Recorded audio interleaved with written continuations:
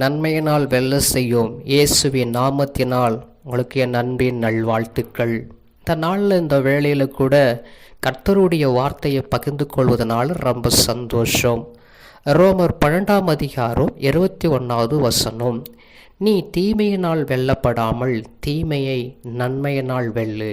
அல்லேலூயா.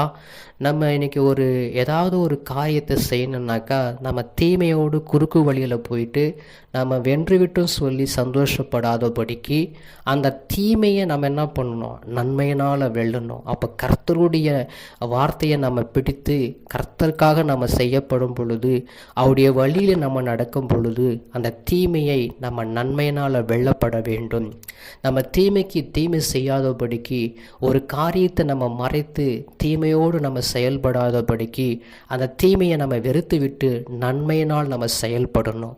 நம்முடைய வாழ்க்கையில் நமக்கு ஒரு நன்மை வேணும்னாக்கா அப்போ கர்த்தருடைய வார்த்தையை நம்ம அனுதினமும் நடத்தி கொள்ளும் பொழுது நமக்கு எந்த தீமையை நம்முடைய எண்ணங்கள் நமக்கு வராது. அதனால் அந்த தீமையை நம்ம விட்டு விலகப்படணும். நம்ம தீமைகளை வெல்ற ஒவ்வொன்றும் அது கடைசி வரைக்கும் நிலைச்சிருக்காது. அந்த தீமையினால் நம்ம நடக்கிற ஒவ்வொரு காரியமும் நமக்கு நன்மையினால் அது முடிசூட்டப்படவும் முடியாது. அதனால் நம்ம தீமையை நன்மையினால் வெல்ல முடியும்.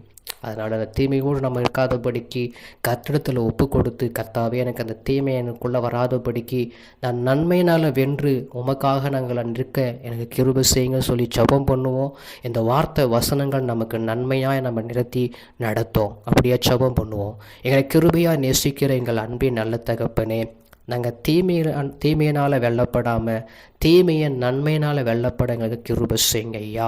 எனக்கு அற்புதம் செய்து அதிசயங்களை காண பண்ணி கிருபை செய்து இந்த நாள் முழுவதும் ஆண்டவரே எங்கள் நன்மையெல்லாம் நாங்கள் வெல்ல எங்களுக்கு கிருபை செய்யுங்க. நாங்கள் நன்மைகளை வெற்றி பெற்று நிற்க கிருபை செய்யுங்க.